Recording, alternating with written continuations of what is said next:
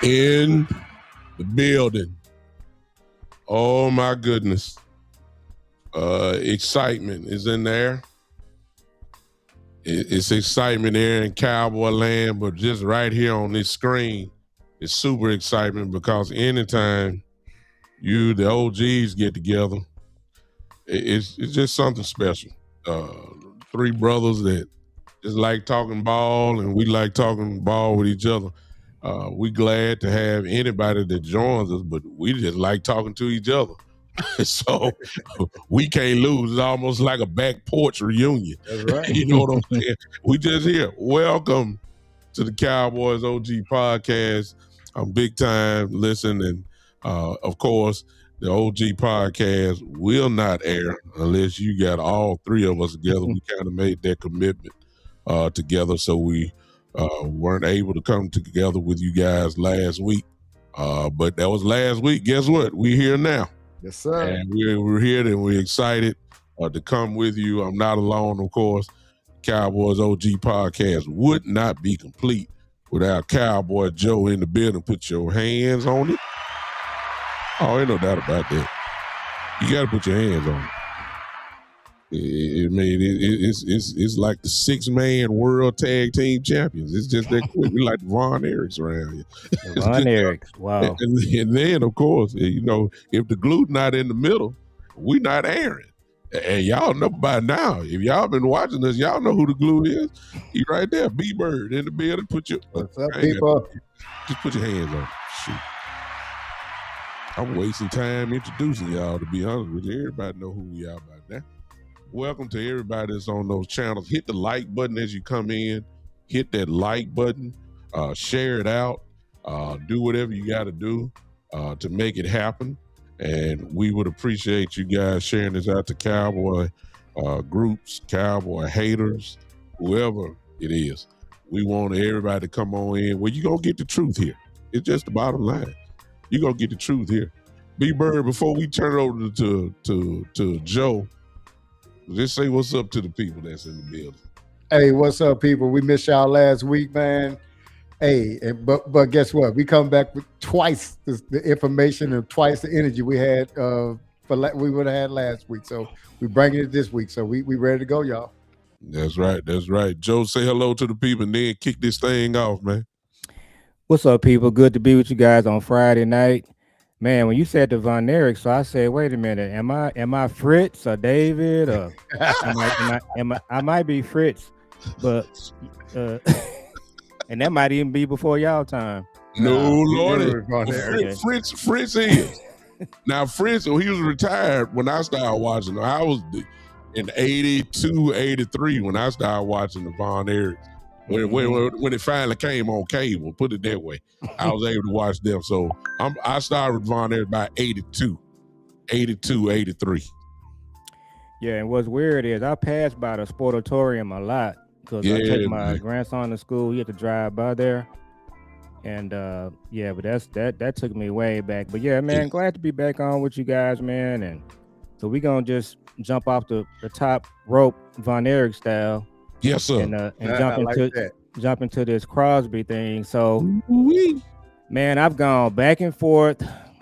I've been listening to content creators, and this Max Crosby thing.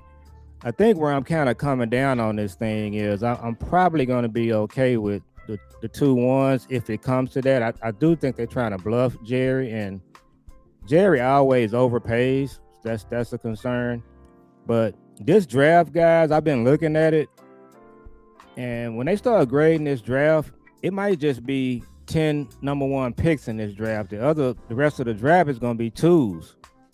So if you drafting at 10 or higher, you probably want to keep your picks in this draft. But if you drafting at 12, where we are in 20, man, this thing, I saw my draft where they got us taking Hood from Tennessee, one of the lower rated corners, and I think the other player was Falk, and they had another draft with what's the edge from A&M? Is it Bailey? Yeah. I actually like him a little better since I started watching him, but man, it's gonna be a tough one. So I probably will be okay with trading the 2-1s if they commit to doing what they got to do in free agency. But that's kind of where I am today. I've kind of gone back and forth on this. I want to get you guys' thoughts on it. Say that one more time though, Joe. Where you stand on this thing? I think I'm at this point, I'm kind of okay with trading the 2-1s if we have to, because I don't think this draft is going to break our way. Okay. I think we might have to just go with Crosby if we can do it. Now, the best scenario would be you trade 12 or 20, just one of your ones. That would be terrific if we could do that. So, go ahead, B-Bird. Yeah, so let me just explain, and these two gentlemen know that I was been screaming Max Crosby before the trade deadline last year. Mm-hmm. The reason why, man, is because I remember, and this is an OG podcast, so we can go back here. The 90s defense was not the 90s defense until we got Charles Haley. Yes, sir. So they were a good defense, but they became a great defense because what he did. Now, it wasn't necessarily sacks, but that guy stayed around the quarterback. And I don't know when they start counting pressures, but from that day on, I said, wow, I can see the difference in our defense. When that guy got pressure on the outside, it made everything else better, man. And it was just we got him right before the year started, and that's the year we won a Super Bowl. Why? Because we had a good defense, but he took one player made that defense great.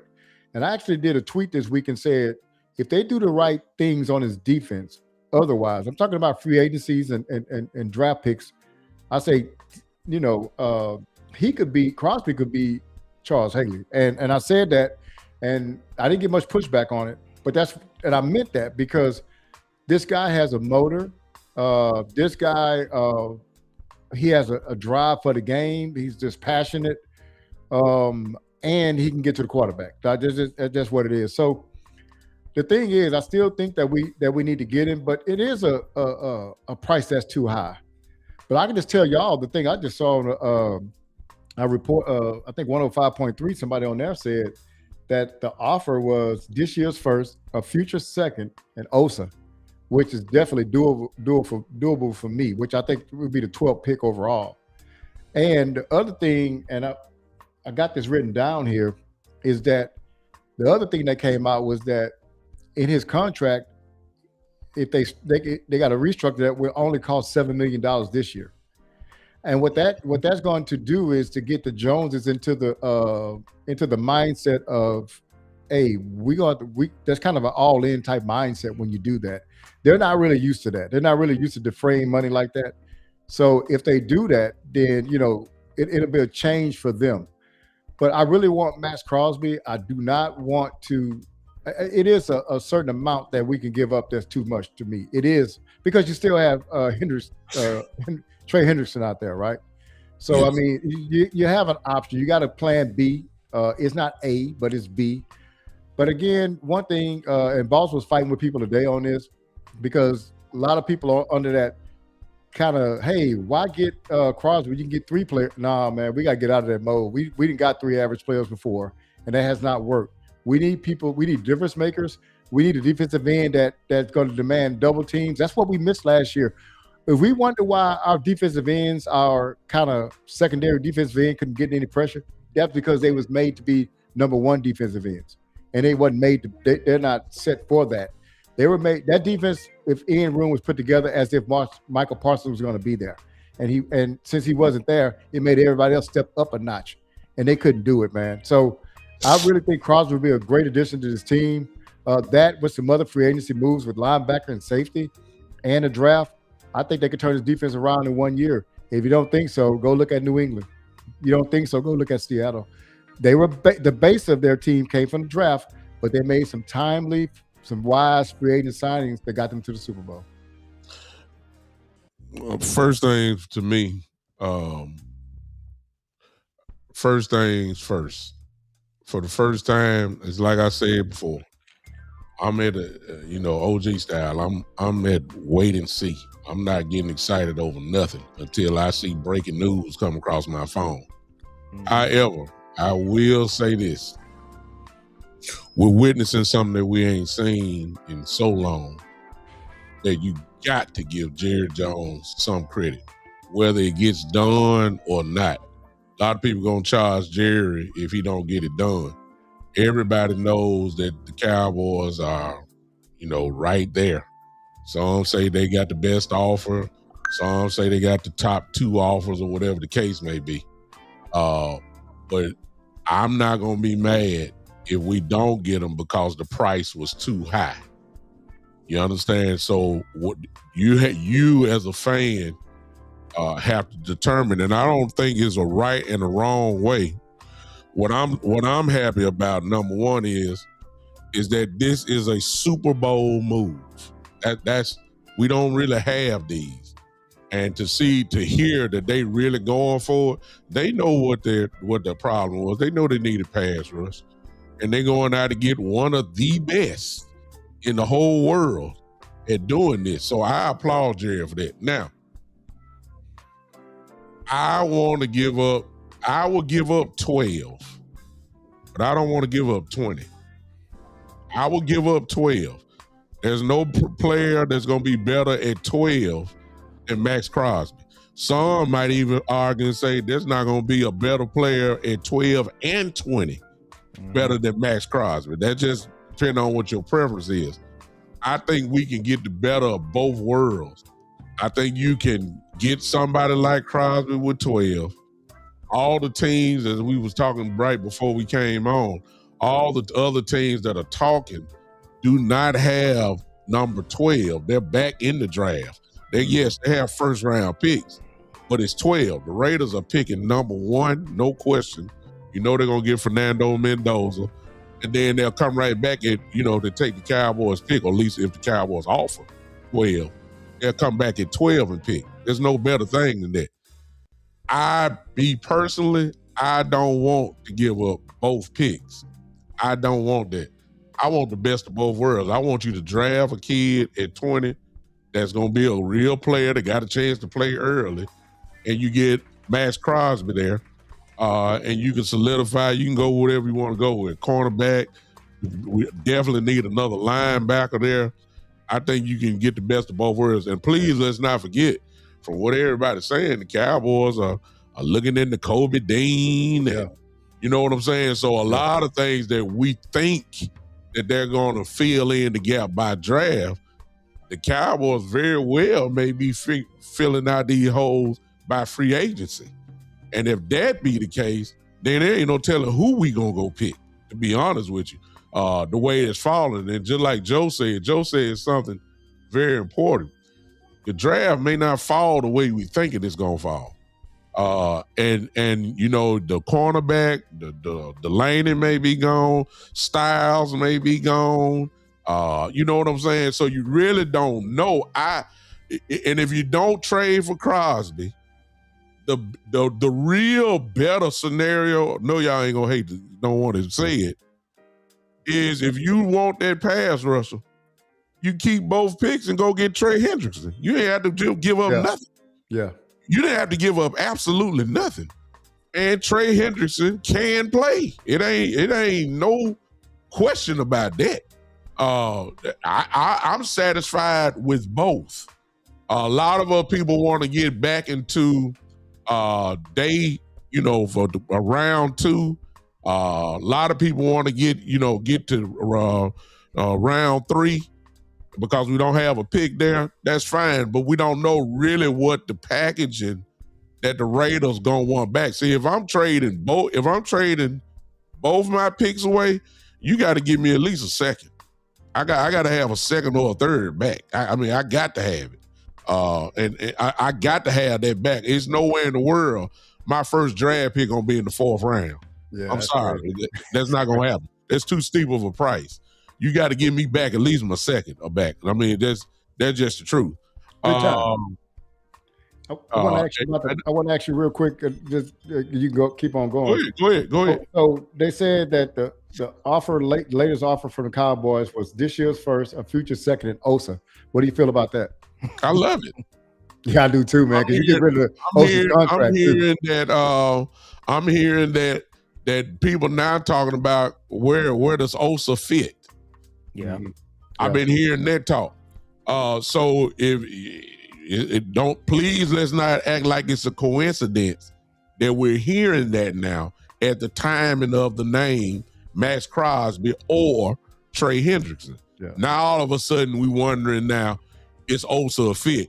Before all this happened, everybody was saying, man, you got Williams, you got Clark, and you got Osa. Now all of a sudden, is Osa. You see, you can't take none of this for granted. I would love that.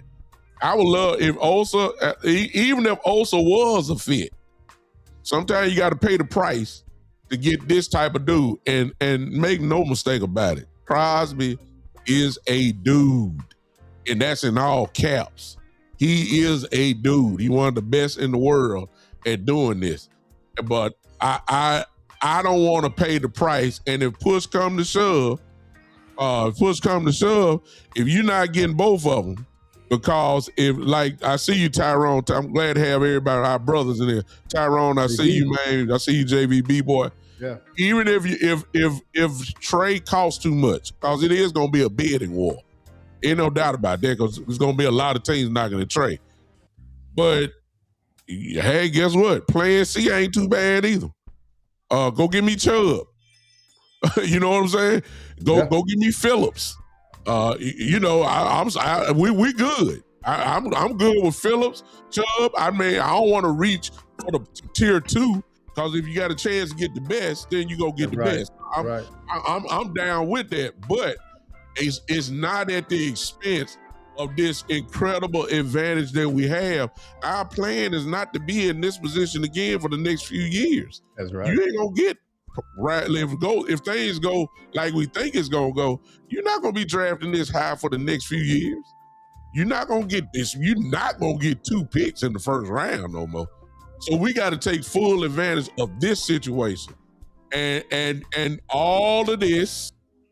The talk about Crosby, the talk about Trey Hendrickson, the talk about moving in the second round.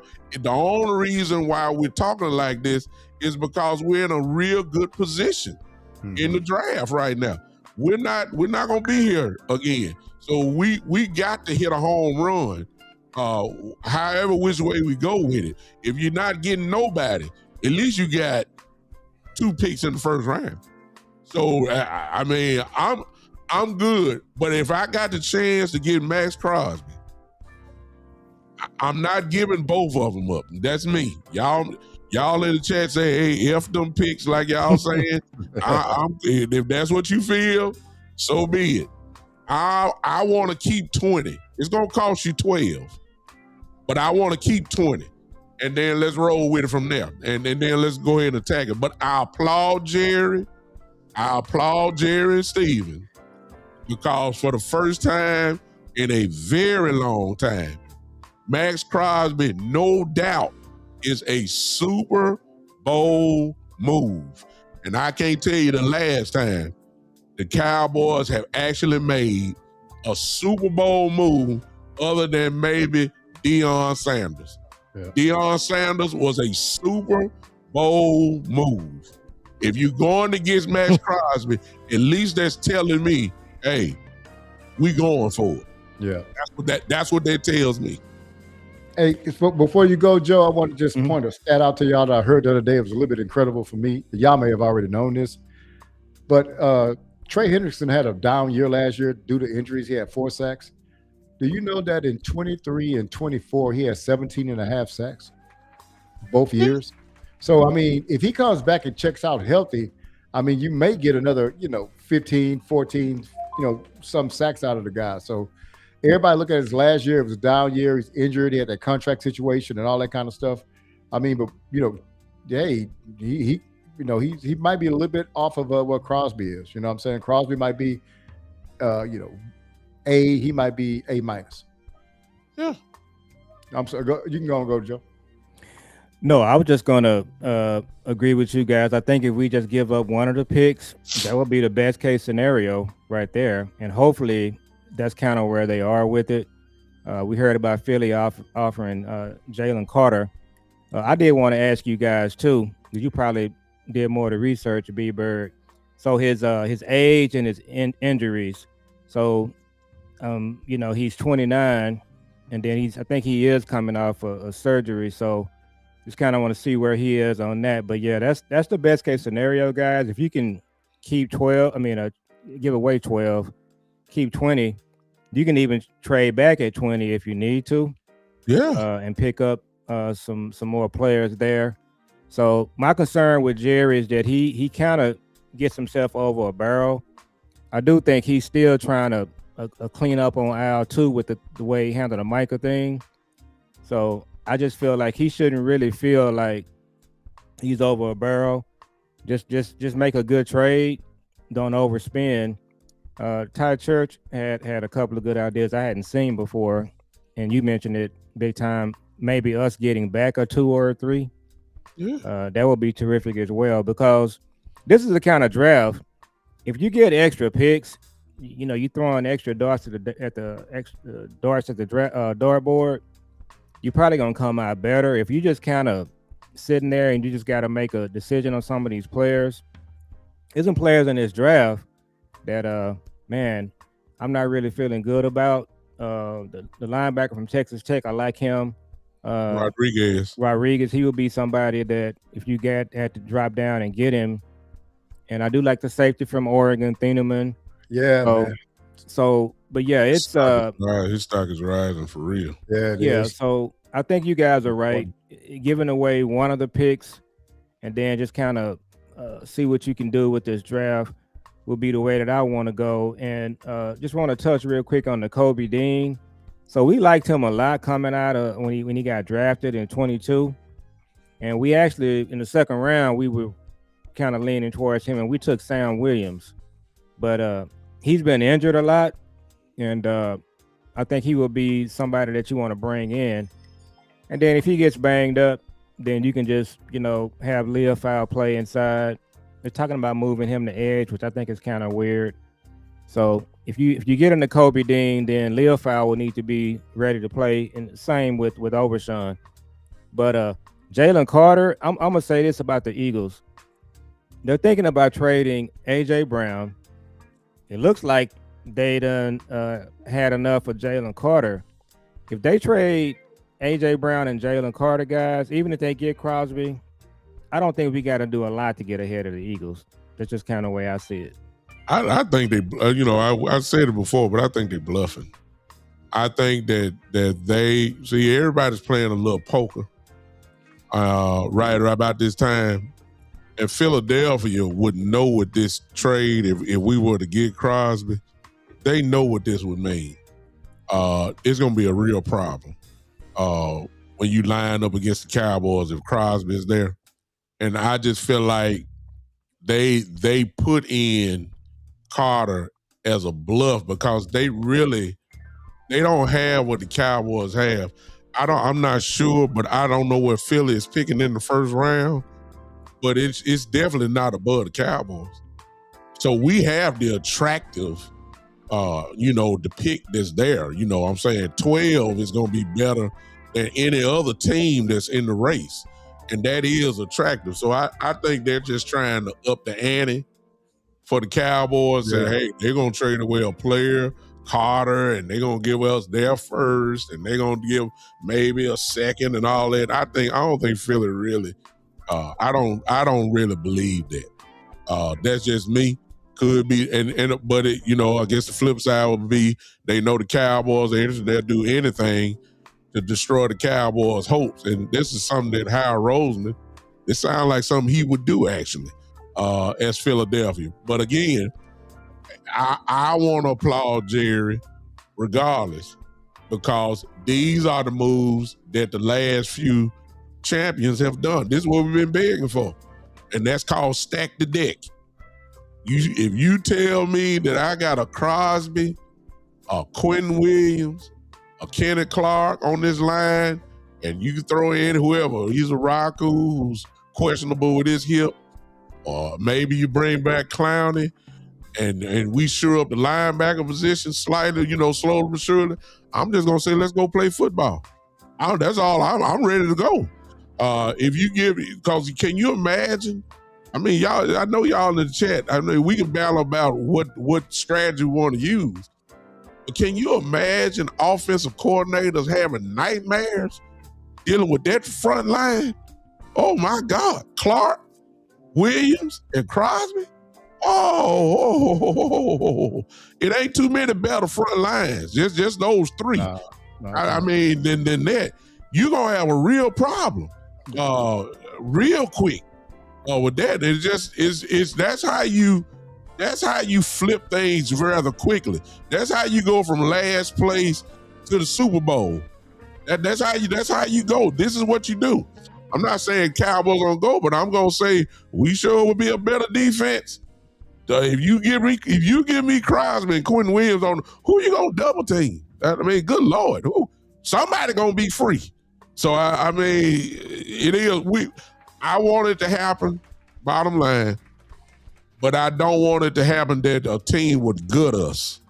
I just don't want that to happen because, again, we're at a great position right now. Whether we trade or not, we're in a great position, and we need to just don't get greedy. That's all I'm saying.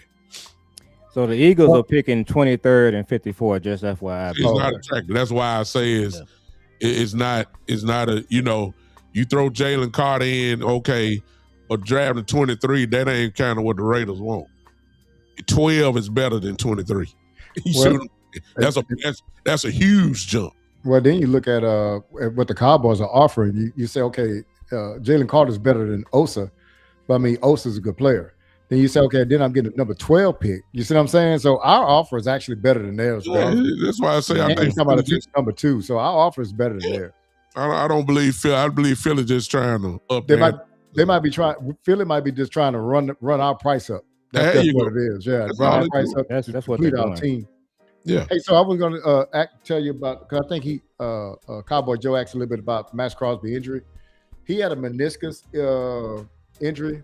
And just to let y'all know, man, I've had that twice. The second time I had it, the doctor wouldn't even let me get on a crutch. He said, "No, man, you just walk out on your own." You know what I'm saying? I was riding a bike in 2 or 3 days. So a meniscus is not a very serious injury, knee injury at all, man. So like I told you, it's insignificant that the guy told me, I got the surgery like on a Friday. He said, "Man, you go ride your bike on Monday." You know what I'm saying? I was like, wow. Yeah. And so I was on my bike on Monday. So that, man. But I just wanted to add that, and I think let's stay in that vein real quick. Okay. Let's stay in that vein, Joe. I'm gonna give it back, but since it's hot on my head and I know I'm gonna forget, everybody's playing poker right now, and so all of a sudden, the word about Caleb Downs came out. Yeah. Who put that out there? I mean, like, what team put that out there? Caleb Downs, for all of you guys that don't know, Caleb Downs played on these supposed injuries last year. And what was everybody saying? He's the best safety, generational safety, all that stuff. He's the best player in the draft, all of that. That's what everybody is saying. And now you put it out at the particular time. Whatever team put it out there, whatever team doctor put it out there, probably with hopes that he would drop. However, they threw a little caveat in there. They said a degenerative knee, ACL. Okay. What doctor said that?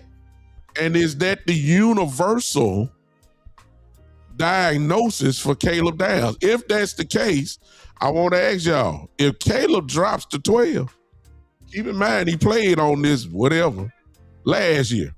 And one of them was a meniscus, which goes back to what B. Bird said. I mean, that ain't nothing. He played on it. Okay.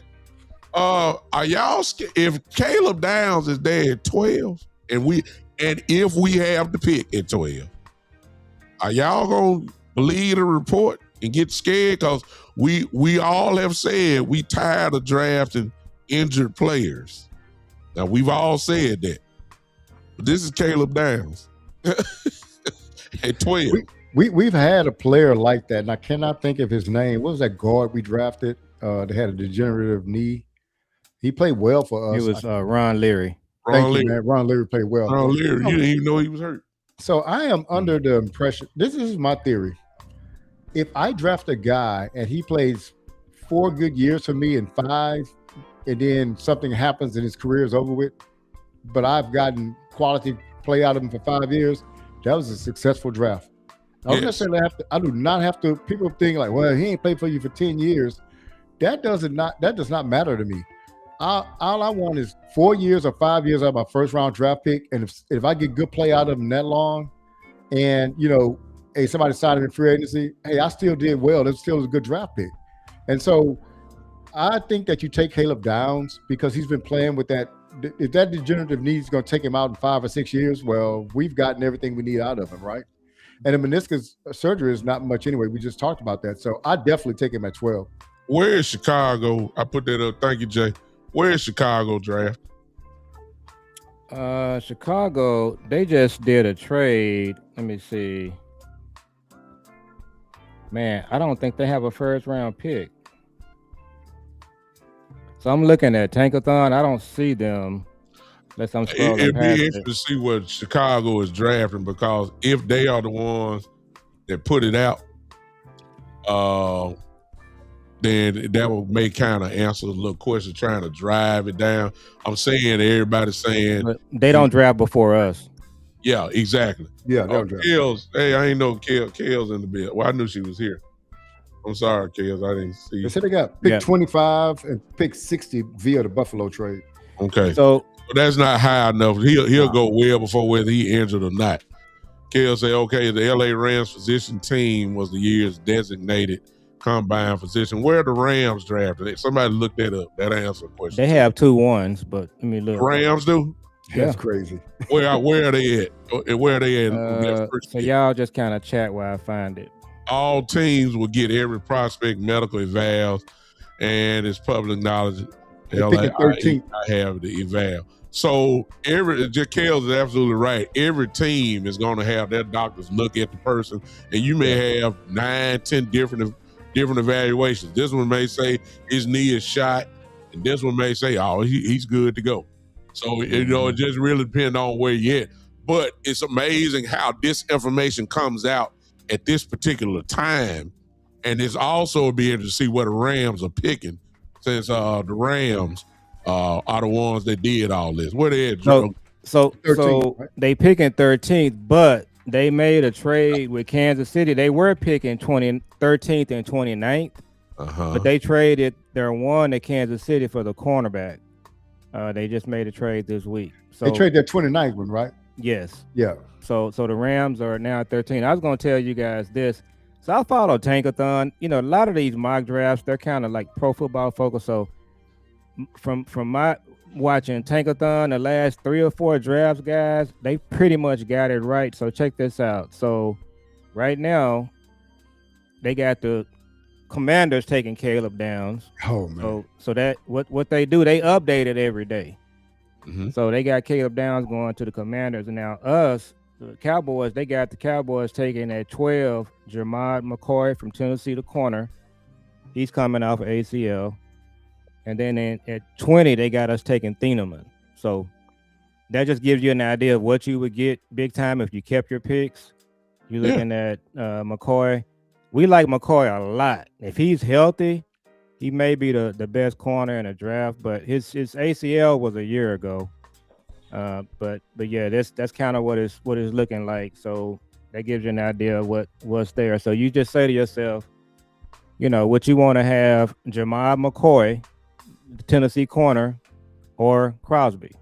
Okay, and then you got your 20th pick. Do you want to take Thieneman or do you want to trade down? That's kind of what you're looking at there. Let me ask you and let me ask the chat. Let's just play a little bit here. If we keep the pick at 12, and all of a sudden Downs is there, y'all drafting them? I'm drafting. That was so the other part of my answer to your question. I'm gonna answer your question with a question, but it's rhetorical. So my question is, what would the Ravens do? So let me tell you what the Ravens would do. So this happened in a few drafts ago. So Kyle Hamilton, the Notre Dame safety, he went to the combine, and they started coming up with all of this goofy stuff about Kyle Hamilton. He didn't run fast, and blah blah blah. So what did the Ravens do? They just sit there. They were drafting around 14th. They just let all of these teams pass on Kyle Hamilton, and they took him at 14. He's regarded as one of the best safeties, if not the best safety in the NFL right now. So to answer your question, I would take him at 12 because that's what the Ravens would do. Yeah, and let's be honest with you. I'm in total agreement with who is this gentleman here? I take down Justy Strong. is there. Because a lot of teams ain't gonna believe this mess. Yeah. You know what I'm saying? And if they don't believe it, then Downs is right where he was at the beginning of the draft. Yeah. And so he's gonna go early. If that is the case. If that is the case. If they don't believe the report, whatever, and I don't think a lot of people falling for it. I don't think so. But the idea, the old thing about taking the safety that high, that old line is still there. That old thing is there. I don't know if Downs will go high just because of that. It's rare when a safety goes that high in the draft. That part, I'm not saying that's not the case. Downs is special, but we just have to see. I just wanted to. The only reason I brought this is because when we started talking about Crosby and the meniscus, everybody talking about that. However, though, I'm glad that you said that, B-Bird. Thank you. Crosby has had surgeries, I believe, the last 6 years. Every year.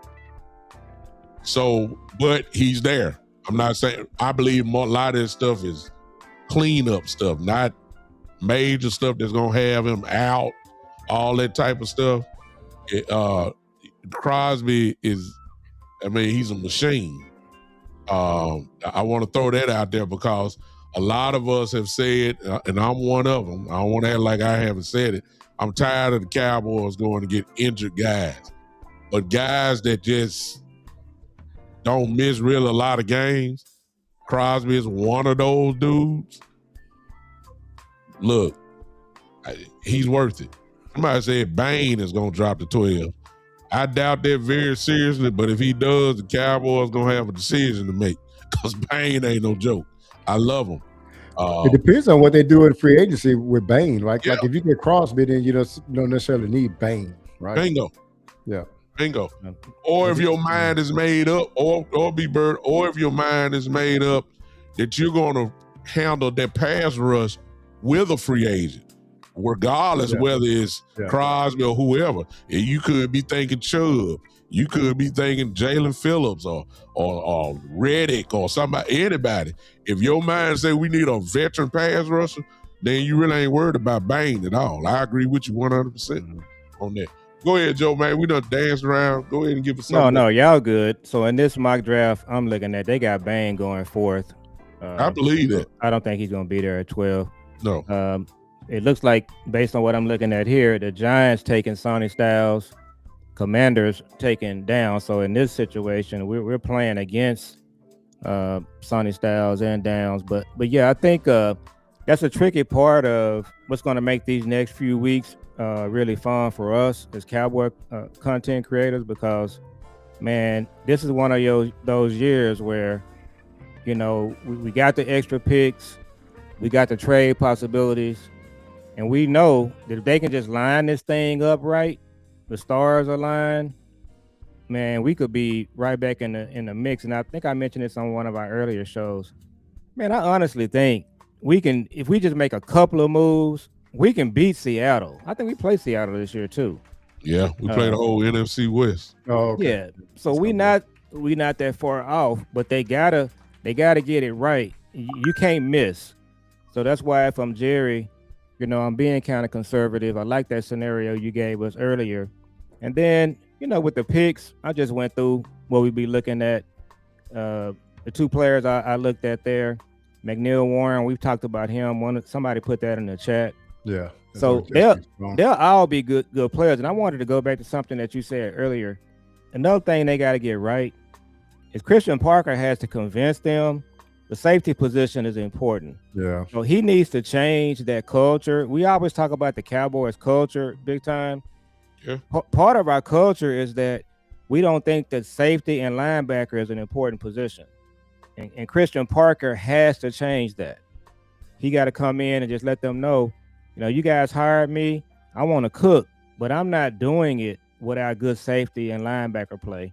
So hopefully he can just change the culture on what they do. And I know Kels is in there somewhere. I'd like to get her feedback on what's going on with them with linebacker and safety. Hopefully Christian Parker can change that. He'll have a couple of ways he can do that in this upcoming draft and free agency. So they did struggle with the defensive tackle position until last year, man, because they really wasn't big on defensive tackle as far as valuing those guys. But up the middle is where they did not value, right? Like you look at linebacker, defensive tackle, and safety. Cornerbacks, they've always valued those guys, but they didn't with the three positions I was talking about. But one thing I wanted to say, man, I was going to say, I know we didn't talk about the combine much, but Man, Thieneman, man, that was impressive 40 he ran, man. He made himself some money that day, man. So I looked at him and I went and looked at, some of, I'm not going to say film. I looked at his highlights or whatever. And he's an impressive player, man. So if we end up with him at 20, man, that would be a good get for me. Depends on what else we do. Let's get the chat involved. Chat, I need your help because we got some very smart people in this chat here. I wish I could have about 19 boxes up here where I can just throw all y'all in, but y'all ain't no OG. Some of y'all too young, so I can't put y'all in the show. But there's some serious people in here that know football because y'all know it. I think we got to be real careful if we want this defense to be what we, kind of want to lean toward. We know we need help, but the way that we address it is going to be key. For instance, when you say linebackers, then this is what do y'all want a veteran or do y'all want rookies? So I'm thinking Sonny Styles, even though I don't know if he'll be there or not, but if Sonny Styles is there, a lot of y'all will want him, but he'll be a rookie. Or do you want Nakobe Dean, a veteran? You see what I'm saying? So somebody that already know what to do, somebody that already knows the system, rather than having a great athlete, a young guy that can play on a rookie contract. Do you want that? If you're talking about defensive end, if Bain, I'm just throwing, I don't think he'll be there, but I'm just saying if Bain is there, do you rather have Bain, a rookie, or would you want a proven guy? And I ain't even talking Crosby. I'm not even talking Trey Hendrickson. I'm talking about somebody like Nick Chubb. You know what I'm saying? Somebody that can go get you 9, 10 sacks rather than going through another year of a Donovan Izaraku who dominated in college and then came and only gave us, 4 sacks? Or whatever he gave us. Yeah. I'm saying, so in certain positions, even in the cornerback room, even though probably the 2 starters would be Ravel, who's young, and then Bland, but if you want corner, I heard somebody talk about McCoy earlier. You want Ravel, McCoy, and Bland? Or would you rather have a vet at corner? I'm just saying we got to be careful. I know we got a chance, to do something here. And I'm seeing some answers now because it's kind of, you see what I'm saying? It's kind of split. You got to watch where you stick them at. You see what I'm saying? Go ahead. So the answer to your question is, do we want a rookie or do we want a vet? My answer to that is yes. You want what? Both. Okay. So I've been saying draft one and sign one since the offseason started. So if you get Caleb Downs, that don't mean you don't get Minkah Fitzpatrick, right? Yeah. If you get Sonny Styles, that don't mean you don't get Nakobe Dean. Because what's going to happen is you got the stability of the veteran because you know what he's going to be, but also the veteran can teach the rookie some things, right? If you get a Minkah and you get a Caleb Down, Caleb got all the physical traits and he's a talented, but it's some things that Minkah could teach him while Minka's still an effective player. Same thing with Nakobe Dean and Sonny Styles, man. So I think I've been saying this: draft one and sign one. That's my theory in the offseason. That's why. Okay, so I'm going to thing here. So I don't like people that overemphasize the draft, right? And what I mean by that is this. Let me get it, because we got people that's good on the draft. But we have people that before the 2026 draft, they're already looking at the 2027 draft. Dude, the game still got to be played. Or, they're so draft heavy that they don't even, like, the season start, and they don't even watch the season anymore. They're back on the draft again. So to me, I don't like, because they put too much weight on the draft. They got a lot of different ways to build a team, and that's through the draft, that's through free agency, and that's through trade. The good teams use all 3 of those things, man, not just 1 or 2. You got to use all 3 of them. The free agency and a trade is to make up for injuries or places that you've missed. Like if you missed on a defensive tackle, like we did with Mozzie, That's why you go say, hey man, we missed on this. You got to say it and then go get it in either trade or go get a free agent to fill that gap. You can't just draft your way into a championship. No. The reason why you can't do it is because all these draft picks are not going to be on your team at the same time. No. So you draft somebody in 2020, by the time 2027 come, they gone. So some of these guys they're gonna draft not gonna be on the practice squad. Yeah, but the thing is, to line everything up, the draft picks can't be the only way you do it. So you got to look and say, okay, we've drafted good in these areas. We set the foundation of our team. Where are we lacking at? We're lacking at corner. We're lacking at safety. I'm just throwing it out. Let's go get the safety. Let's go get the corner and solidify the team. That's why you got to use all three forms of player acquisition. The Cowboys have been better at the trade. Way better trade than been at free agency. I've told people, if you really look at them historically in the last 5 or 6 years, they've made more splashes doing the trade than they have in free agency. Think about that. They got the wide receiver, his name escapes me right now, from the Raiders, number 19. What's his name? What'd you say? I'm sorry. Wide receiver from the Raiders. From last year? No. From when we made that trade a few years ago. Amari Cooper? Yeah, we got Amari Cooper. That's via the trade. Then we got Clark. That was via the trade. Williams. That's via the trade. We got a lot of. Then we got Pickens via the trade. If you start looking at the biggest moves we made over the last 5 or 6 years, they've been trades, man. They haven't been free agency moves. So we've been doing better at the trade position, but the free agency is where we suffered at. And again, I'm going to quote you, big time. Now's the time for the Jones to tell us they really changed their ways, because this is the moment. This is it right here. And whoever Sidney for is, he said because they don't spend money, and that is the truth. Yeah, and this is the time we have to do it. Yes. Let me highlight this, Joe. I'm sorry, man. No, you good. Because as we all know from shows past, our brother Kid Cowboy is in the building. Oh man, he's back. The hater himself, the Cowboy. Look, he's a Cowboy fan, but he's a Cowboy hater. The Cowboys can do absolutely nothing wrong. But this comment is kind of ties into what we're talking about. So I want to throw another scenario for the chat and you guys. He is right technically by saying the coaching staff has absolutely no experience. And I think he's talking pretty much from a defensive position. So based off that, and since automatically Christian Parker, because of the team that he's going to be coordinating next year, is in the fish grease. He can't escape it. It's going to be hot. And he's already got a lot of pressure because everybody's saying he's got a great mind and all this and all that. And they say he's a great teacher. So let me throw this to the chat. Does it make sense then for Christian Parker to jump ahead of the line a little bit by bringing in his guys? So I'm talking about Nakobe Dean and Blankenship, the safety. Does that make sense? Well, I know we keep talking about Downs and Thielemann and the other kid that we were talking about.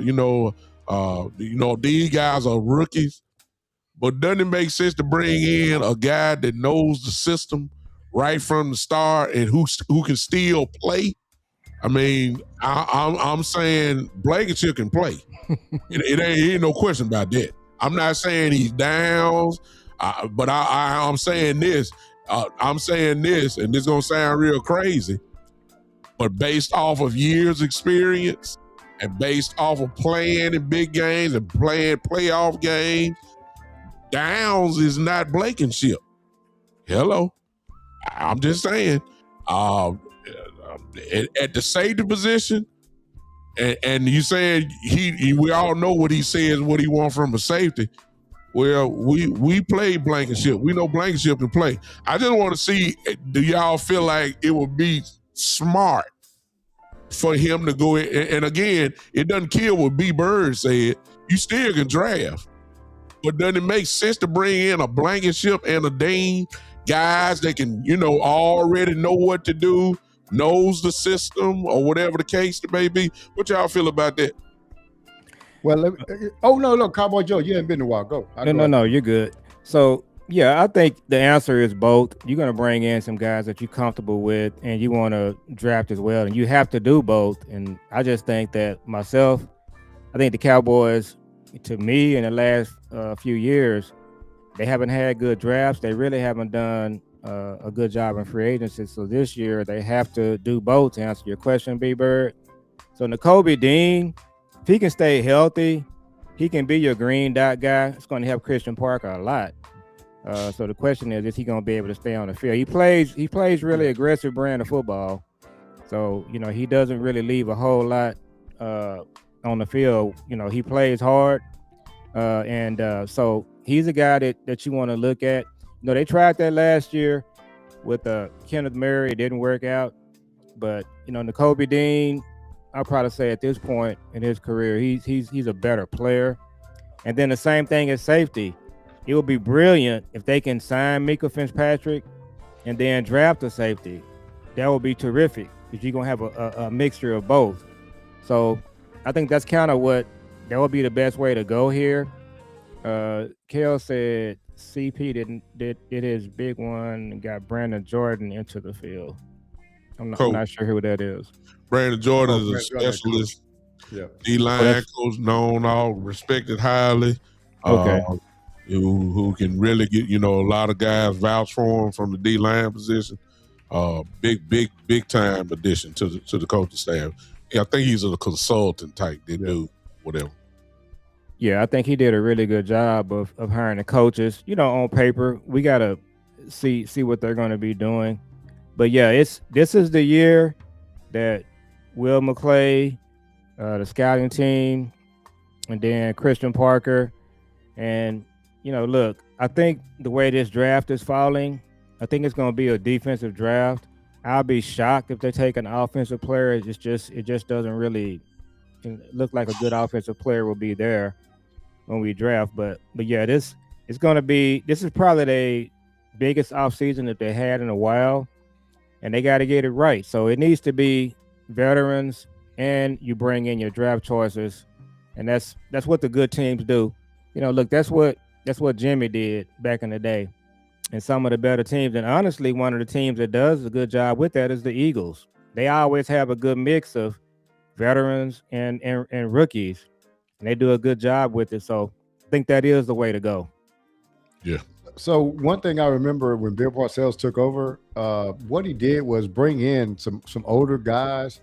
They were kind of a little bit past their primes, but what he did, he brought them in at different levels, like an offensive lineman, a running back, linebacker or something like that. And so I was kind of curious on. I said, well, these guys, I know he knows them, but they kind of past their time. But what it relayed to me was the fact that, okay, so what happens in that situation is that after the coach tells them what he wants, because they don't know, because they, he's a new coach. Well, the players like Nakobe Dean or Reed Blankenship can say, no, this is what he's looking for. You see what I'm saying? He can go and tell them when the coach goes out the room, no, this is what he's looking for in this defense. This is what he wants. And so it's almost like a go-between coach or a messenger. That's why he brought him in. So I could definitely see what you're talking about big time when you say, hey, these guys know the system already and this, that, and other, because that can advance the knowledge of the players if you bring in somebody that's played in the system before. So I definitely do see a upside to that, man. So, essentially coaches on the field. Yeah. Mm-hmm. The veterans, I was talking about bringing in Mika Fitzpatrick, but Blankenship might have as much value, must have the same amount of value because he knows the defense well, and he also can articulate well to the players on what the coach actually wants. Exactly. I think that's all I'm saying. I know we want to draft the young guys that we've seen at the combine and all that type of stuff, but the defense, if you really want this defense to really be solid, at some spots, B-Bird again is right. You draft both for the, but I don't think that in some positions we don't need to be leaning on these young guys initially to get the job done. I just they always remember, they're still rookies. And I done seen many a rookie get their tail toed cat raggedy, if y'all let me say it. I seen cornerbacks get destroyed. Everybody is not an all-pro like Michael Parsons was in his rookie year. It rarely happens. You know what I'm saying? Everybody's not a Pro Bowl player as a rookie. There are some rookies that get ate alive. This is not Boston College no more. You know what I'm saying? So I just think that we need to, in some areas, I think some areas, if you really want to get the maximum of the defense of what you got, you need to plug some veterans in. It's kind of like the edge. I need a guy that defense offensive coordinators are going to be scared of. On the edge there. I don't want. Even though I love Bain, but I don't know how Bain. I see his mentality, the way he plays in Miami, but that's at Miami. You see what I'm saying? Yeah. I don't know what it's gonna look like in the pros. There's been many of great edge rushers that were all Americans, and then all of a sudden they get in the league and they're not that guy. And I'm not saying Bain is gonna be that guy, not gonna be that guy. It just I don't know. I know what Trey Hendrickson is. Yeah. I know what Max Crosby is. You see what I'm saying? I know. I ain't got to question that. Mm-hmm. And if we want to make the defense be special, we don't, Pete Rose, Pete Rose not in the Hall of Fame, but he should be. Pete Rose was the hit king. You can double your way to the Hall of Fame. You can hit a bunch of singles and triples, but there are some guys like Barry Bonds and Babe Ruth and stuff like that hit the ball 700 feet, and they're in the Hall of Fame. What I'm saying is the Cowboys need this right here, this situation, this offseason, we need to be swinging for the fences. I don't want no singles and doubles. Yeah. I don't want no batting average guy. He batting 345. I don't care nothing about that. I'm looking for the guy that hit 50 home runs. Yeah. And so at some positions, we need home runs. Edge, I need a guy that's hitting 50 home runs. Corner, depending on where you're putting them, that we can argue about that. Safety. I love the athleticism, Thielemann. I love it. I'm saying draft him if he's there, but I still need veteran leadership there. That's what I'm looking for. Go ahead, Joe. Yeah. So I think on the safety spot, we probably got to look at this. I think I'm not a Malik Hooker guy. I think we've seen enough. Definitely. I think you're gonna save $7 to $8 million if you release him. So and then Donovan Wilson is a free agent. So I think what you saying, big time. I think realistically, to me, you could have Mika Fitzpatrick, you could have Thielemann or McNeil Warren, and you could have Blankenship. I think that's something that you could realistically do, and that's what they need to do. There's a lot of people saying on what you're saying. There's a lot of people saying that we need to revamp the whole safety room anyway. Oh, I do. I absolutely. I'm saying that what you just said, Joe, actually fits, and I'm not saying no. You just named 4 guys. Don't know if that's they're gonna pay for it, but I'm saying it fits. You know what I'm saying? And I'm hoping in Christian Parker's interview, that's what he told him. He said, "Look, I'm one of my things I need to get across to you guys is so what they do when they interview coaches, they ask the coaches to give their input on what they see when they play Dallas. Just look at our players. If I'm Christian Parker, and you can just be real open, frank with him, and he's that kind of guy. You've heard him speak. He had to tell them in a very nice way, what you got here in your safety room is not going to work in what I'm trying to do. If I'm going to be the coach, this is what we're going to need. We have to redo the safety room. Yeah. There's no question about it. So, and obviously you're going to make that kind of statement and give them a fair evaluation. If they don't hire you, they don't hire you. Now, I just think he's the kind of guy that they probably talk. I'm willing to bet everybody that they talk to, and they interviewed 9 people, they talked to 40 some people. They probably came in there and just told them, look, this part of your team right here, you're not gonna win with this. You're just not. Bottom line. So the safety position, I can't wait to get more information about what he thinks about that room, and then more importantly, we're gonna see what he thinks about it in the next few weeks, in the next month or so. Well, to be honest with you, Joe, if he signs an outside free agent at the safety position, that's just one will tell you what he think. Yeah, just one will. Because if you get Blankenship is taking somebody's spot. He ain't coming in to ride no bench. You see what I'm saying? Yeah. I know Wilson is probably not going to be here. Donovan probably not going to be here. The jury's still out on Hooker, but Blankenship is kind of like a free. He can do both, actually. Blankenship can play both. So I'm just saying. Yeah, and I gotta believe he said the same thing about the linebackers. Same thing. Yeah, we know that ain't good. It's a lot of rooms, man, where we could do better, and that safety room, man. Hooker must got pictures on somebody, man, for real. Because I don't understand.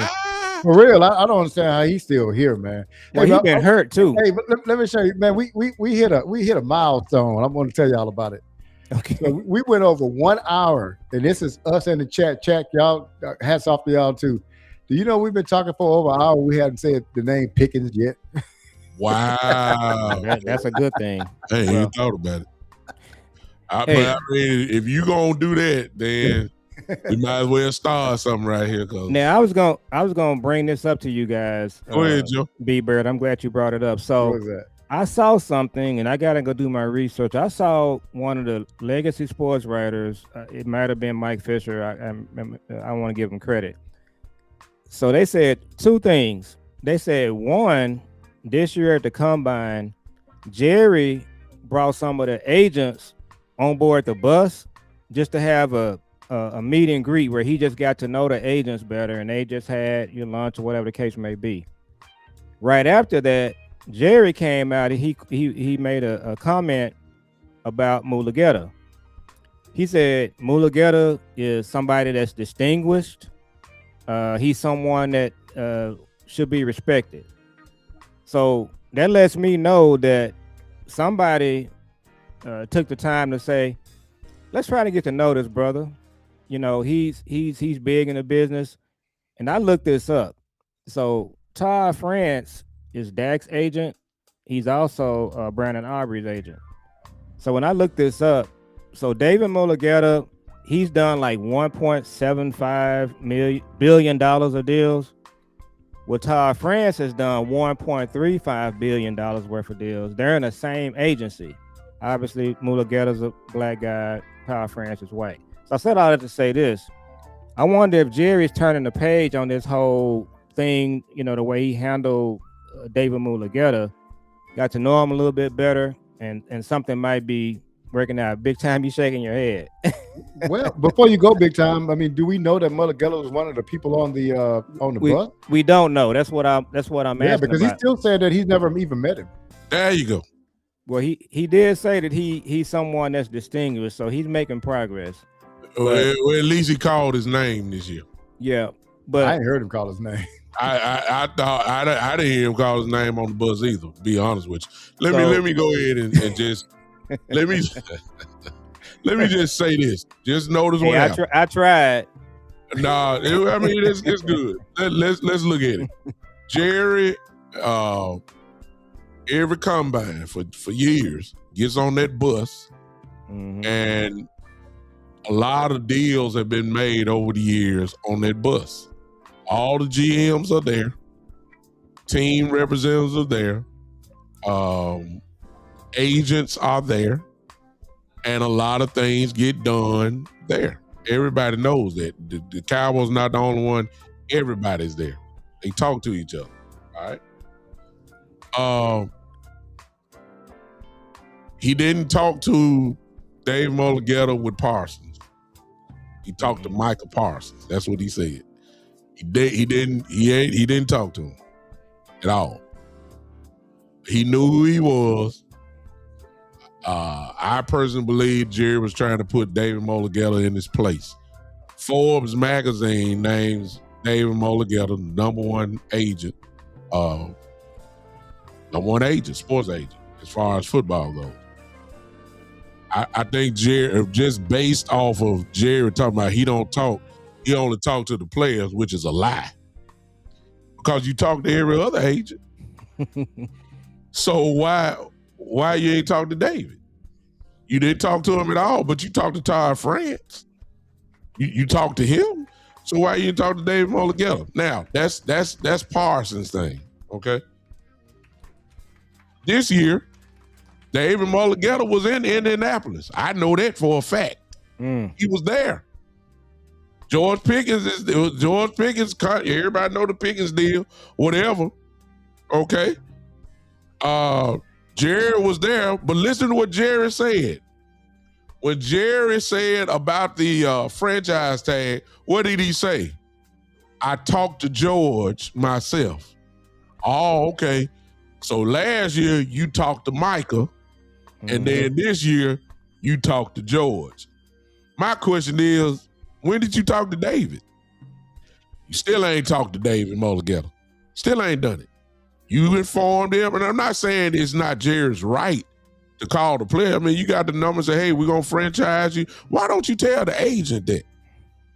So we still got this stuff going. Me personally, this is me. I may be wrong. Listen, I believe there's something personal there with David Mulligetta. I believe it. Because you can't tell me that you got two high-profile players like Michael Parsons and George Pickens, and you ain't even talked to him yet. It's almost like you waiting on him. Who gonna make the first move? Who gonna call? All that. Nobody. You talking to every other agent? We just saying Todd France and David. You know, there's other agents there. I guarantee you. Who was Javonte Williams' agent? Who was that? Because they got done real quick. I guarantee you talk to that agent. You see what I'm saying? So we still playing these cat and mouse games, and I got a feeling that this is gonna go all the way to the end, because I believe, this is me again. Y'all don't have to believe. Nobody else have to agree with it. I think that there's something personal there with David Mulligetta and Jerry Jones, because he does not do no other agent like this. Yeah. He didn't do it with Dak, with Todd France. He didn't do it with whoever Javonte. Look, they got Javonte Williams done so quick. It was like, wow, dang, there ain't even no drama in that at all. I'm saying, like, who this is the only agent that I've heard him say, I mean, don't even pick up the phone. I mean, what kind of general manager is that? You know what I'm saying? So I whatever the reason why he hadn't done it, and I think this is going to be the problem, because we all know Mulligetta's, his resume. He's going to ask for the money. It's already put out there. He don't like his clients playing on franchise tags. That's already out there. So here we go again. So that's all I can say about this. Get ready. So this will be for everybody, and this will be for Kales in the chat, because I can tell that she doesn't really necessarily like Mulligetta, right? No, she don't like my friend. But the thing about that is, and I've said this before, the guy's done nothing wrong, and I think she's pointed out that Higgins fired him. All agents lose clients. That's just what that is. That's just how it goes. But when the thing that, and Kale's gonna have her opinion, and then I can have mine. But here's the deal that's facts. Jerry Jones said he's never spoken to the guy. Yeah, come on, man. I mean, I'm sorry. When you say that you've never spoken to a player's agent and all that stuff that happened over last year with Michael Parsons is crazy. No doubt. And in no other GM in any sports can say that they didn't talk to a superstar player's agent and keep his job. And so that's ridiculous. And another thing about this, and that's why I always say this, and I'm going to stand on this. David Mulligetta did nothing wrong. And I'll still say this. If Jerry Jones went proper protocol and called Mulligetta and say, hey, let's come down and talk numbers, and he's going to go back and forth for a couple of 3 weeks, 4 weeks, they'd have got a deal done. But because he stepped out of protocol and he got his feelings hurt when the agent wanted to step in, now he don't even want to talk to the agent anymore. He's pissed off. So, that whole thing. And now let's go back to Pickens, right? So the thing about Pickens is that if you franchise tag him, the 27 point whatever $1 million goes straight against the cap. It hinders what you can actually do. So really, if you really want to try to do something here, you'll try to get a deal worked out for him, a long-term deal, so you can lower his cap hit, which will allow you to get more players. Now, so I don't understand why the conversation is not even ongoing.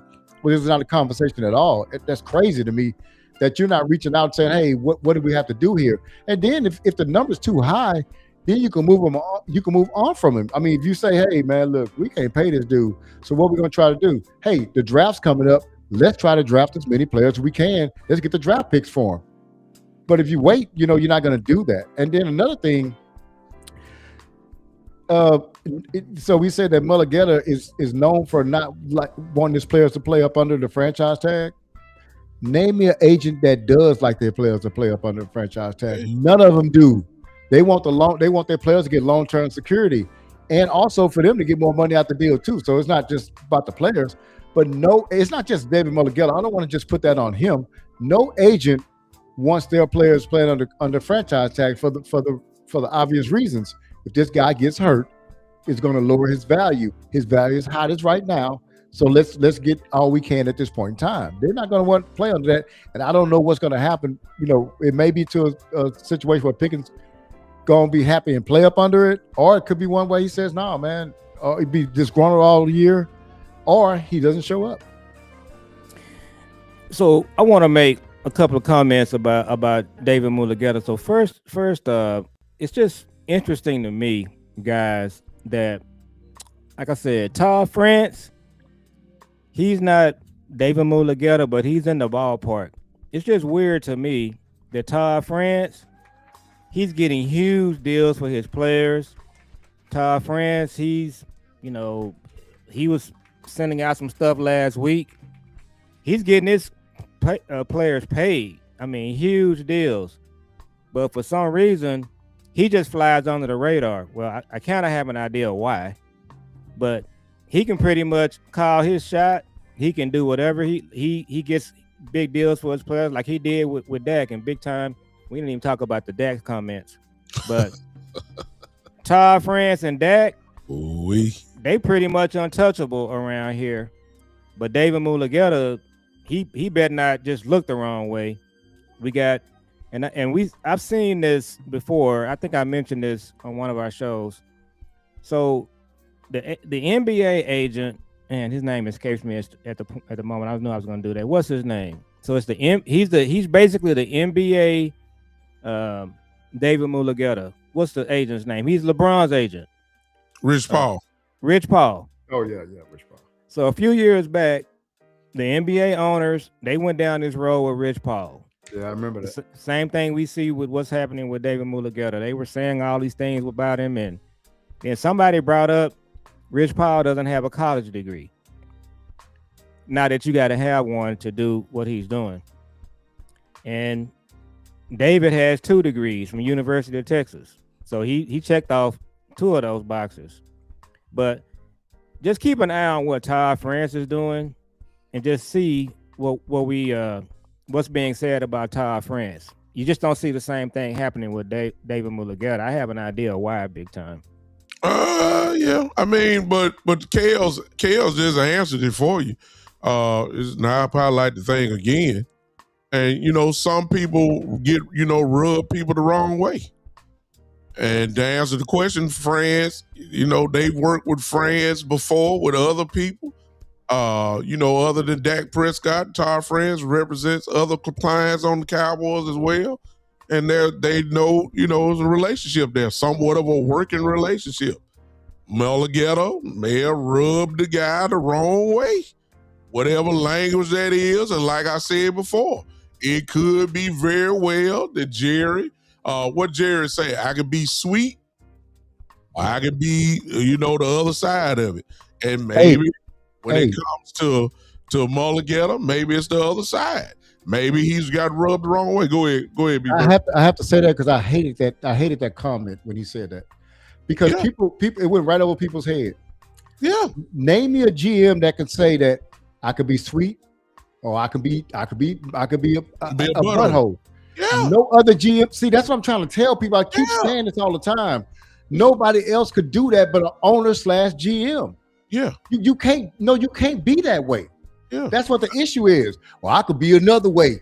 That's why we 30 years out, partner. Because you want to be over there. You want to put your things up on the table. And this ain't how it works. That's not how you get deals done. That's not how you get players over here. That's not professionalism. That's not professionalism. You even say that. Well, I could do this. That's because you can't get fired. If you could get fired, you wouldn't be doing that stuff.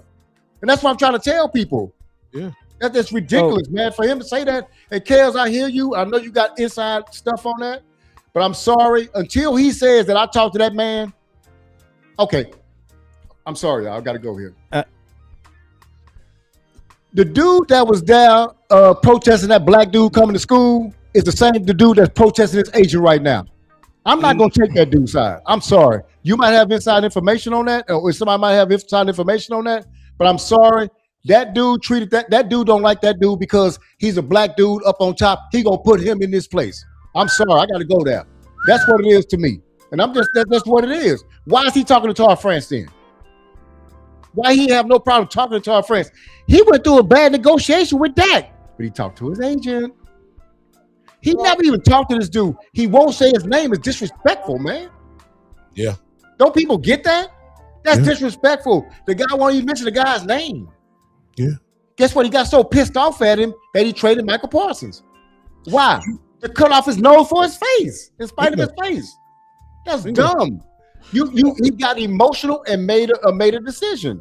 Yeah. That's an emotional decision. You cannot have your GM making emotional decisions.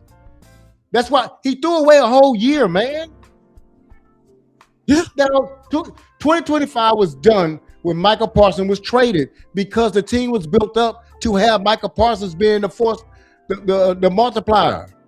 He wasn't there anymore. You see what happened.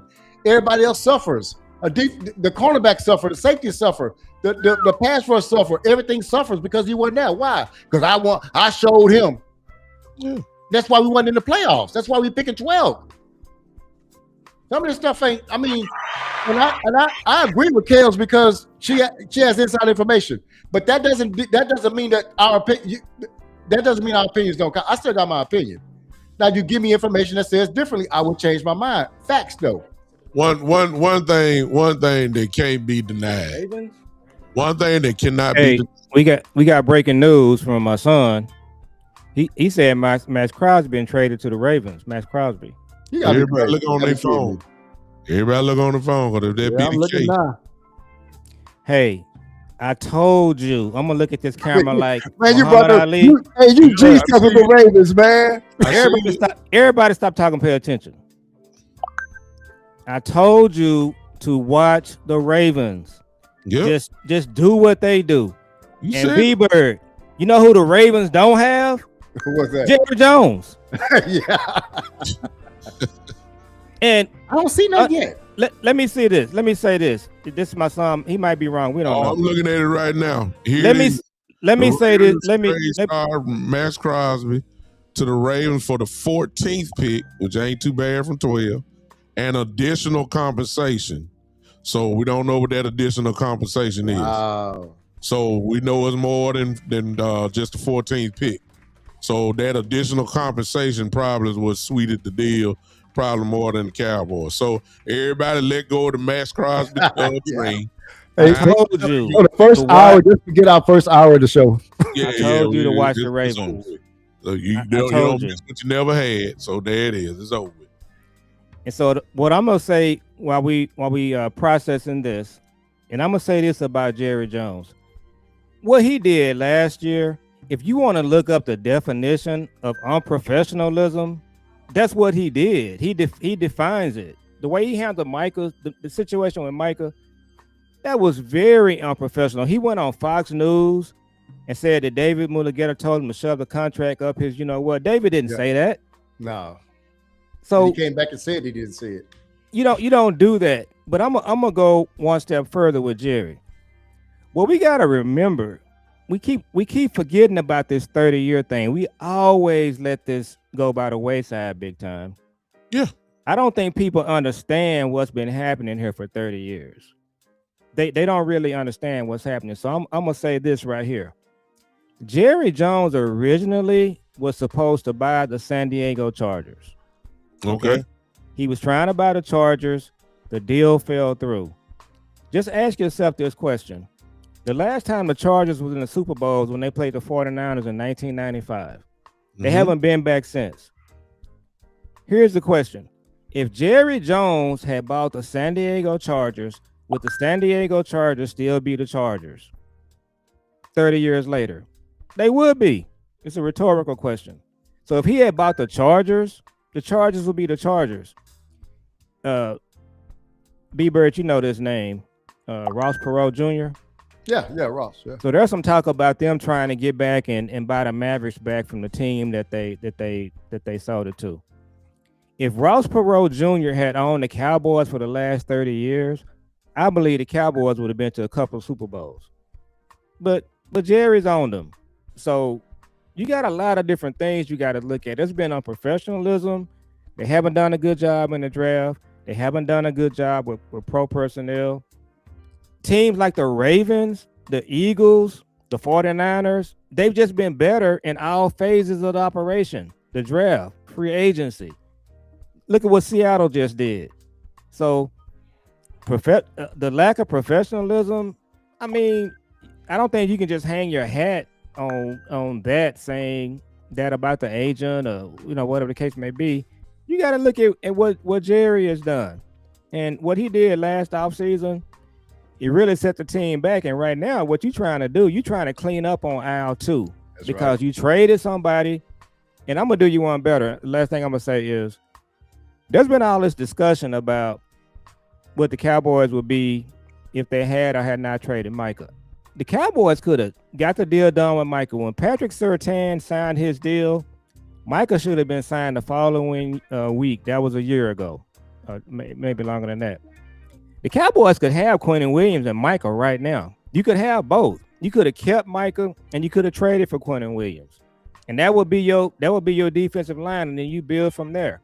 So it's not one or the other.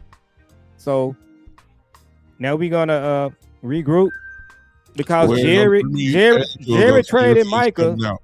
Well, sweeten the deal. Baltimore gave the Raiders 2 first-round picks. That's what sealed it. Oh wow! So again, that goes back to our first hour. It goes back. We said we'll give them 1, but we don't need to give them 2. So Baltimore obviously is saying we trying to go for it all. Baltimore is there. You know what I'm saying? Baltimore's, some would say close. Yeah, he's gonna be crazy on that defense, man. Yeah, I mean, he's gonna be crazy on that defense. Yeah, so I'm just saying they feel like they going for it all. Yeah. Right there, and you add all when you going for it all you need is one piece. The Cowboys need more than one piece. So I'm going on record now because I know some of y'all in the chat, look, I'm cool as of now with it. And if anything, what you ought to be looking for now, if you just want a home run, now this Trey Hendrickson thing comes into play. I know it's a bidding war. I know whatever.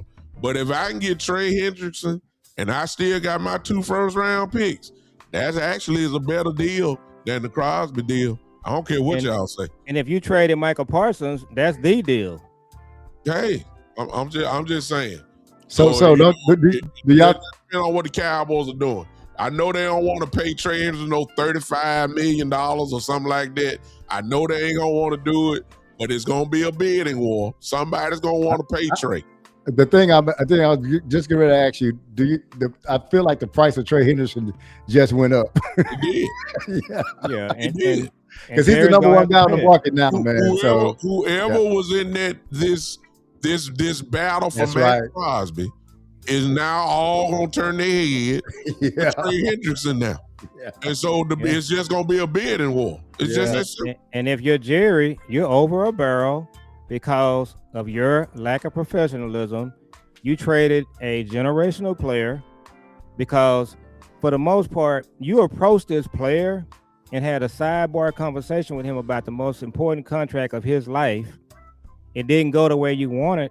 All you had to do was just back up and let Steven, Kels, they could have got Kels and Adam Pacifica to do the deal. You get Micah signed, and Kels, you can trade for Quentin Williams. Right now, you would have Quentin Williams and Micah. So that's exactly what should have happened. But so now you're over a barrel, B-Bird. You gotta get another edge. And you're gonna be chasing that edge until you get one. Yeah. So I think what you have, I think you really have Crosby being the A graded defensive end. I think you have Hendrickson being A-, but I think nobody else is on their level, right? Like what they could potentially bring to the team. So if Trey Hendrickson, I mean, where do you go after that? I mean, you know what I'm saying? Now you're taking some chances and risk on some guys, hoping. The two Cadillacs, the two Cadillacs. Good analogy. Or Crosby and Hendrickson. Yeah. Now with tier 2, it's a Cadillac. It ain't no Rolls Royce. But now we're talking Chubb. We're talking Jaden Phillips. Yeah. We're talking Hassan Reddick. I mean, we're talking about guys who are proven in the league. I'm just saying there's some guys. And then, of course, guess what? Hey, I said, look, I'd rather have a veteran, but you still got some guys in the draft. So guys, let me get this in real quick. And I talked to my son about this too, because my son, the Michael Parsons, the Luka trade, he gonna be down for the count for a while. I told him, I said, you gonna bounce back. You got a couple of rings anyway. But I was gonna say this: we have the prototype guys for building a team without Michael Parsons. We don't have Micah. We don't have to have Micah. So I'm gonna contradict myself. You don't have Micah, he ain't coming back, B-Bird. Yeah. Your prototype, big time, for turning your team around is Seattle and New England. They built a team without a Michael Parsons. They just got a couple of veterans. They signed Tank Lawrence.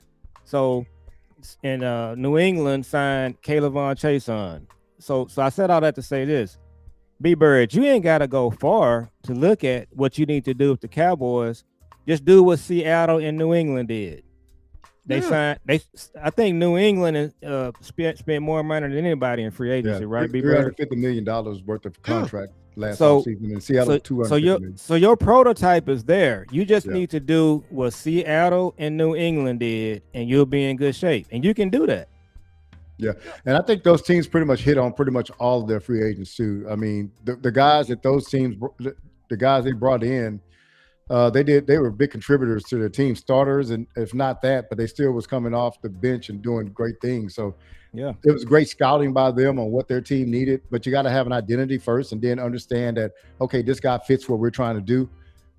Hopefully on defense, with our new defensive coordinator, he has an identity, and he can see some guys that, hey, this guy is not that highly touted, but he can really do some things for us, and we're going to bring him in. So hopefully that does happen, man. But, that is kind of a big blow for us with Crosby, because I think we all kind of was hopeful, wishful for it. But I got to sit down and look at what they gave up, Baltimore did.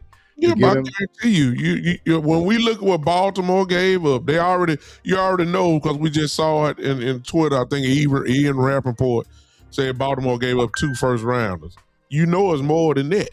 Yeah. So once we look at the package, some of y'all gonna say, "Well, I would have done." No, you would.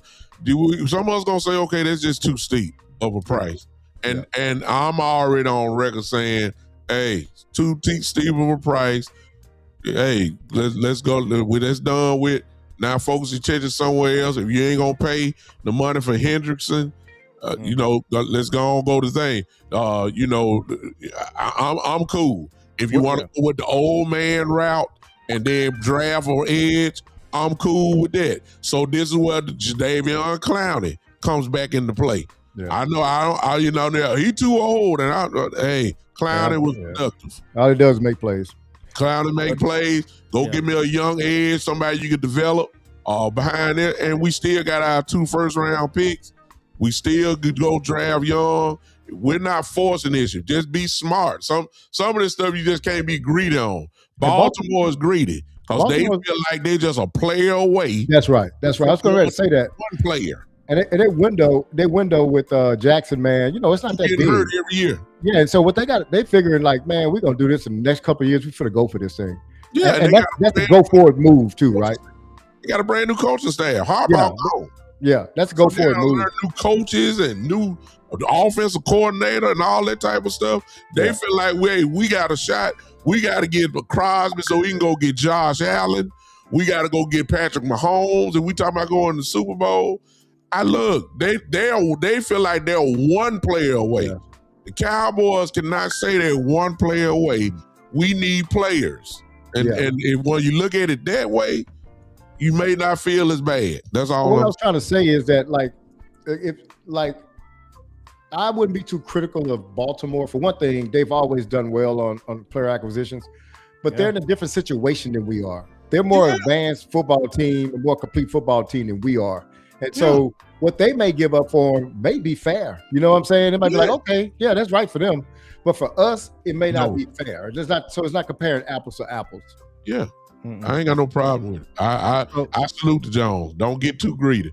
I mean, if you would have got Crosby, I would have been saying, okay, that's fine. But I sure would have liked us to keep one of those first round picks. Because I mean that and then I would have been saying like, okay, you gave up my 2 first rounders. Please let me know that I at least got a second or a third round back. Because if you take away my first 2, I'm not drafting until the 4th round. I can't have that. Not this off season. I got to have at least if I'm giving you my 2 first rounders, you got to give me back at least a second round pick. For this draft, I got to have that. And if you're not giving me that, then it would have been, we would have got them first 2 round picks for absolutely nothing. And you would have said, well, we got Crosby. That ain't enough. So let me say this real quick, Joe, and I'll let you go. So suppose we get Hendrickson, but we keep our 2 first round draft picks. Beautiful. You know what I'm saying? It's better than Crosby. That's actually, I mean, you know, I love Crosby, but I mean, Hendrickson's, I mean, hey, look, A and an A- is still a 4.0. Right. You know what I'm saying? So what I'm saying is like, if you can get Hendrickson and keep your 2 draft picks, that's outstanding, man. I mean, that's what we should be aiming for, like to go for him. And you know, the prices went up on him a little bit, but again, I think that might be a better option than giving up 2 first round draft picks and having Crosby. I agree with it. So we got to take a look at and see if this is going to make sense and if it'll work salary cap wise. The reality is that you might have a shot to get Hendrickson, Mika Fitzpatrick, Nakobe Dean, and your draft picks, because that's exactly what Seattle and New England did. So just regroup, reset. And Jerry should have already had somebody looking at what these other teams did this past year. The New Englands, the Seattles, San Fran was right back in it. So now just go back to your picks. And I'm gonna say one last thing about this draft. What I'm concerned about, they shouldn't force an edge big time. Don't put yourself in a position where you're saying we're gonna go into this draft with our first 2 picks and get an edge. When you do that, that's how you end up with Taco. So I'm feeling right. You're right. So if the best player is Monson Delore with LSU, if it's McCoy, if you feel like you're good with McCoy, and then the second player is Thieneman, or if you want to draft C.J. Allen, a linebacker from Alabama, don't sit there. I don't know what you guys think about Messador, the edge from Miami. I think he's going to be a pick that I think you're forcing the pick right there. I don't think he's that good. So he is good. You like him? Yes, it's just Bain got all the recognition, but I mean that dude there is the truth too. Messador's age is the only thing that gets him, right? Yeah, he's 25, 26 years old. I think he's 24 maybe.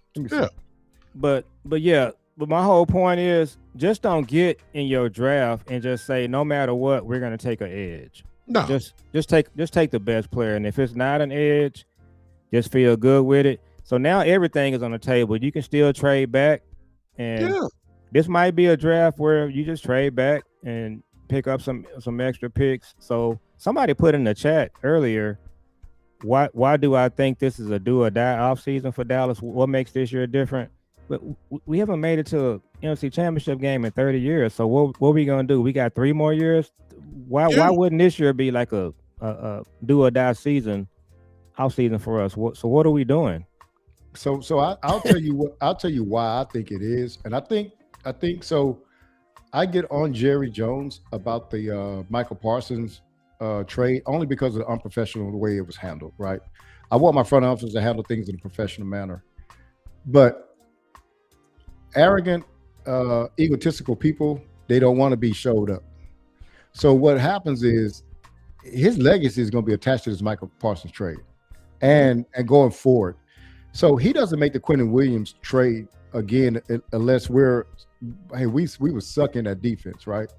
And Michael Parsons was getting player of the month. It made him look bad. Jerry don't like to be made look bad.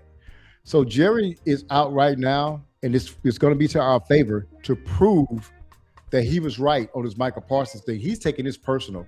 But I like that because when you take it personal, now you're going to go out there and not just keep the bat on your shoulder. You're going to actually swing the bat and try to go get some people. That's what has him like. This is not no epiphany that he got this offseason. What it is his ego, man, and his pride that's coming in, but it's forcing him to do some things that competition that's going to help us competitively. So I like that, man. So, at the end of the day, if whatever happens gets us players, if he has to go out, if his ego has him trying to win a Michael Parsons trade, then let it go, let it be, because that's what's going to make us better. So when people wonder why this offseason is different, that's why it's different. And to be honest with you, I'll say this about Hendrickson, because I want him now, and I don't know if John want to pay the price, but I want him. Yeah. Because Hendrickson is just as scary as Crosby is. Yeah. If you put Hendrickson with this mix, who you gonna double team? Yeah. If you go single with Hendrickson, he gonna destroy you. If you go single with Quentin Williams, he gonna destroy you. Kenny Clark gonna make some plays. I mean, it's really, other than the age, it's still the truth. So the offensive coordinators will have nightmares if Trey Hendrickson is on this team. It's no question. So I'm down with it. I would love to see Crosby, but as I said at the beginning, depending on what the price was, and once we find out what Baltimore's ultimate price was, I'm quite sure a lot of you gonna say that's too much. So it is what it is. So I'm going to say in the chat, if y'all don't mind, I'm going to ask y'all this question, Terry Turner, because I asked my son the same question today. I texted him because Rashawn Gary got cut. So what do y'all think about him? And love him. What's with that? I don't know. Y'all heard any rumors about that? Sean Gary is who did he play for? Is a problem. He's a problem. What was that, Joe? Who did he play for? It's Green Bay. Green Bay last year. Being opposite Michael Parsons. Okay. I think he's from Michigan. Yeah. He is from Michigan. I watched him most whole career. I love him. He's a problem on the field. So why they cut him though? I don't understand it. Money. Wow. Money. He's a great. I ain't say great player, but he's a real good player. So one thing I'm cool with that. I mean, I would love him on the team. That's a great little fit. If you know, depending on he can play 4-3 and he's quick enough to play 3-4 too. So he's that kind of guy. He can do either or. So I love Rashad Gary for whoever asked that question. I think it was Terry who said he'll be available soon. So that I'll take him in a hard flash. But it's not over, y'all, since Crosby gone. It's still it's not over. No. It's plenty of doors that could be open. It's a lot. So actually, we got more things available to us since he's gone. To be honest with you, well, more options. We do. One thing I was going to say real quick is one of the Houston Texans, one of their edge players signed a 1-year, $40 million deal yesterday. So I wonder if that makes trade price go up as well. I can't think of the guy's name. He signed a 1-year, $40 million deal. Yeah, I saw that. But Trey's price is going to go up regardless because he's the best, probably free agent on the board, period, regardless of position.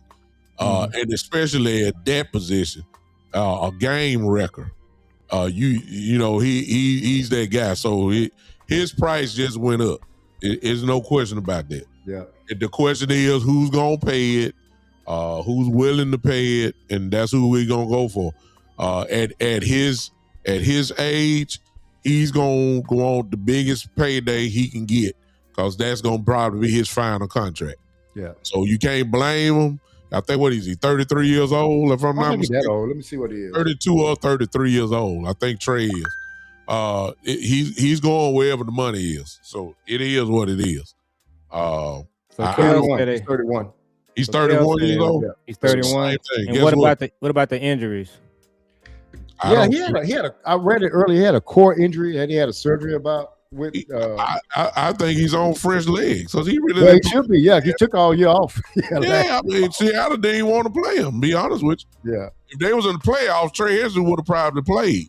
But he's on fresh legs. Plenty of gas in the tank. And then it goes. I said he was 33. He's 31 years old. That's still plenty of gas in that tank. Now I'll tell y'all this with Trey Hendrickson, just because of the Cowboys' history. If they sign Trey Hendrickson, it's probably going to be to maybe a 2-year, $30 million contract per year, 30+ million. But if they do sign him, that marks a change, man. Because if you think about this, and I've often said this before, Cowboys have not signed a top free agent since a top 10 free agent since 2012 with Brandon Carr. That's a long time, y'all. That's been that's 14 years. So if they do sign him, and Big Time has said this before, we're going to find out the Joneses changed this offseason. Yeah. If they sign him, that marks a change in philosophy, man, because they just do not. And I can tell you why they don't like doing it. They don't like getting in the bidding wars.